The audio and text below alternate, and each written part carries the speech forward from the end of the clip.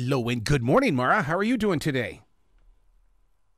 Good morning. I'm all right. How are you? Fantastic. I love this book. I'm an adult, and I'm telling you, I love this book. And I think it's more than just bringing out the kid in me. It's also fascinating to the imagination to see how, you take something such as the Titanic, and you show me an iceberg. There's a reason for every one of these things in this book. Oh, thank you. Well, I'm really glad you enjoyed it. And yeah, I agree. I mean, I learned a ton just by researching it and writing it. And I'm biased, but I think it's fun for kids as well as adults. The book we're talking about is Breakdown, Things That Work and Don't Work from National Geo Kids. What went into this? What was the found purpose? Because, I mean, it's such a unique book. I've never seen anything like this. Yeah, so I mean, I have to give credit to the amazing editors at Nat Geo Kids for coming up with this idea because it was their idea and they approached me with it. And I was pretty quickly like, yeah, that sounds super fun. So yeah, the idea is, Nat Geo does a lot of books about sort of how things work and how things are put together. But the idea of this book is to also look at how things come apart. And that can be either naturally, natural disasters, things breaking down, decomposing, or it can be because humans made a mistake. We built something that wasn't quite right, and it fell apart. Or we built something that we wanted to break, like the crumple zones in a car, for example. Those are built to be destroyed in an accident so that they absorb some of the forces so that human bodies don't have to absorb them.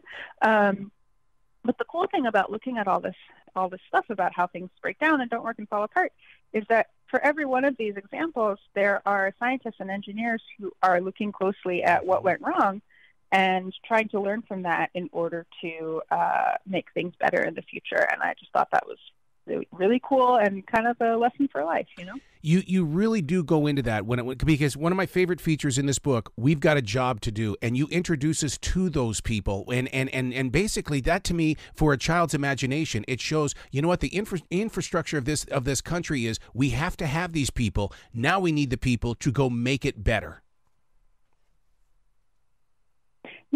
Yeah, for sure. And I found myself just really grateful for the people who devote themselves to, looking at the aftermath of natural disasters, investigating products that have failed or gone wrong, investigating products before they go on the market to make sure they're safe. Because, it's not always a glamorous job, but what they teach us and what they learn is so, so, so important so that we can make things better and continue to, improve and do cool things. Well, I love the way that you're not afraid to share with the reader of how things do fall apart, that we don't live in a perfect world. Yeah, I mean, that's certainly my experience. So it's good to know that there are things we can learn from that imperfection and move forward from there. What are you picking up on when it comes to parents and kids and things like that? What is their reaction? Because I mean, even as an adult, we all like boom boom pow, and we all like to see things. But I mean, there's also some haunting pictures in here of cities that because of the weather systems and stuff. You really take us into that moment and how people recover.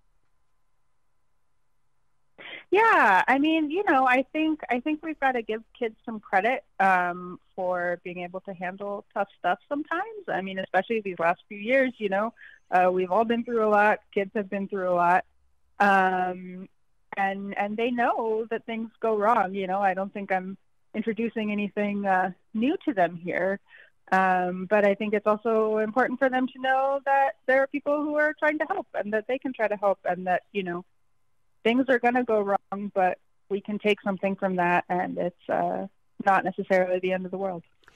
The Leaning Tower of Pisa, is it a disaster, or is it something we can all learn from, even generations beyond you and I? I mean, I think it's both, right? It is pretty solidly a disaster. I mean, we go through in the book basically different sets of engineers were working on this building for hundreds of years ultimately, and they kept trying to correct mistakes in ways that created more mistakes. And first it leaned one way, and then it leaned the other way, and then it sank far enough that they don't really understand how it didn't fall over. It's pretty unquestionably a disaster, from an engineering perspective. But since we know all those things that went wrong, it's also something we can learn from, right? And say, okay, well, next time you want to build a tower like this, don't build it on kind of soggy ground and give it a foundation that's more than a couple feet thick. And if it does start leaning, maybe don't try to make up for it by just like making it taller on one side than the other side. So, you know, it's a disaster, but a disaster that can help us out in the end. I was that kid that used to play with erector sets and Lincoln logs, as well as the Legos and things like that. I love to build things, but also when they failed, I always wanted to know, why did they fail? And I think that's why I'm fascinated with this book. I mean, you've got the story here about the metronome, and it's one of those. It's like, okay, why did the metronome fall? What went into it? I mean, you really go into detail on these things. Yeah. And I mean, you trying to figure out why your Legos fell apart, like that's you being an engineer as a kid, right? Mm-hmm. And something like the Metrodome, you know, they had this plan. They thought, oh, hey, it would actually be super easy if instead of constructing a whole roof out of like metal and concrete and whatever that's big and heavy and expensive, we can make an inflatable roof. And that seemed like a good idea. But there are often going to be factors that you don't account for. And when a bunch of snow fell on the roof, which it's going to do in Minnesota, the fans that kept up, the fans that blew air into the roof to keep it inflated couldn't overpower the weight of the snow. And as soon as there was just a little rip in there, it all fell apart. So, you know, mistakes were made. Now we know. Don't put a roof like that on a stadium in a snowy place. But if everyone was just like, I wonder why that didn't work, let's try it again. Well, speaking of stadiums and stuff like that, I mean, I was shocked to learn that inside this book that the earthquake in San Francisco and everybody was at the game, and they say that lives were saved. I mean, it's just amazing. Yeah. So this is another example of, you know, like nobody wanted. This was the Loma Prieta earthquake in the 80s, and you know, obviously nobody wishes for an earthquake to happen. But going back and looking at, okay, where was there the most damage in the city, and what kind of buildings fell apart, and how did the ground behave when it started shaking? A lot of which were things that they just didn't know before this earthquake. That has allowed for a lot of improvements in the meantime, not just in the Bay Area, but in other places, that have made the same structures safer for earthquakes in the future. It's so up to date. The book we're talking about is Breakdown from National Geographic Kids. And one of the things that you put focus on, sinkholes. There are sinkholes almost every day in this country, and you've got the Sinkhole Hall of Fame here. So sinkholes, it turns out, happen a lot, and there are both natural ones and there are ones that happen because you know, humans put sewage pipes where they shouldn't be, and then a bus falls through the road. But you know, even that is pretty interesting to learn about, and you know, they can kind of happen really quickly, which are some of the dramatic ones that we read about, but they can also happen really slowly. And that's one of those things where, you know, we can't control that entirely. We can't prevent that from happening.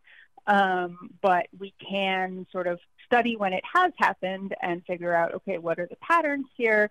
What can we do to try to detect these before they happen?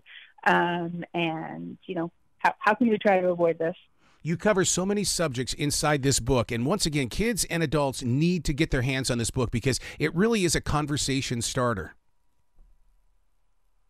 Yeah. Well, I'm glad you think so. And I certainly had a lot of fun learning about it, and have some conversation material from the research I did. Is there a website where kids can go to where they can jump onto the computer and go and learn even more about the different subjects?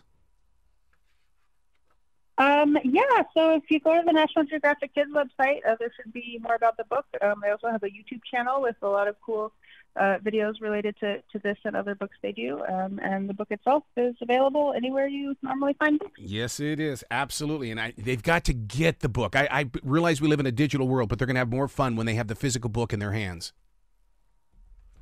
I'm biased, but I agree. There are a lot of cool photos. It's fun to just flip around. You know, you don't have to go in order. It's the whole experience. Absolutely. Please come back to this show anytime in the future. The door is always going to be open for you. Oh, thank you so much. It was great to be on. You bet. You be brilliant today.